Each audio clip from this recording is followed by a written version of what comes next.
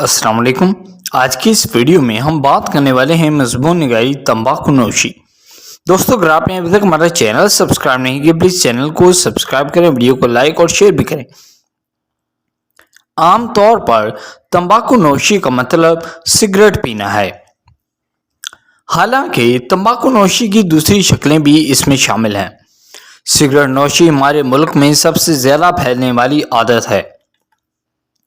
ये ज्यादातर मर्दों में होती है, लेकिन ख़वातीन भी हुक्का पीती हैं और कुछ सिगरेट के कश से लुत्फ़अंदोज़ होती हैं।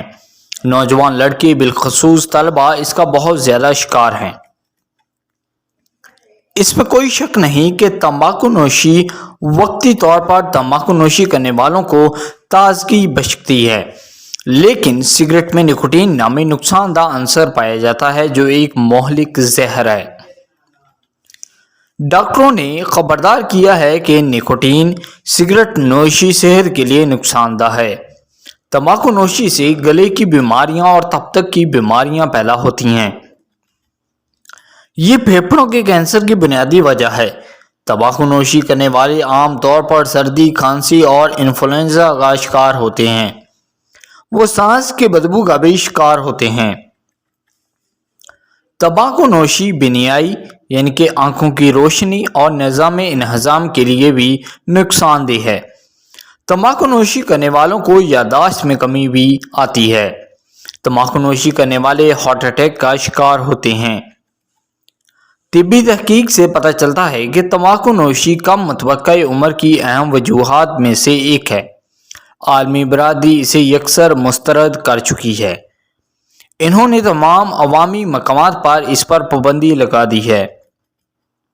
इन्होंने मीडिया के जरिए एक मौसर मुहिम के जरिए इसे काफ़ी हद तक कम कर दिया है। इसे माशरे के खिलाफ एक बुरी आदत और बहुत बड़ी बुराई समझा जाता है। तरक्की याफ्ता ममालिक में बच्चों की मौजूदगी में सिगरेट नोशी ममनू है। मनज्जर झैल इकदामात इस खतरे पर काबू पाने में मदद कर सकते हैं। तंबाकू नोशी करने वालों के लिए इलाज और मशवरा मुख्तसर फासले पर आसानी से दस्तयाब होना चाहिए।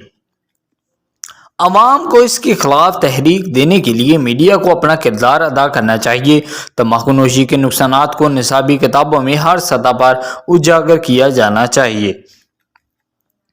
इस सिलसिले में इदारों की तरफ से तलबा की निगरानी करनी चाहिए। तमाम अवामी मकामात को तंबाकू नोशी से पाक करार दिया जाना चाहिए। तमाम सरकारी दफातर में सिगरेट नोशी पर पाबंदी लगाई जाए।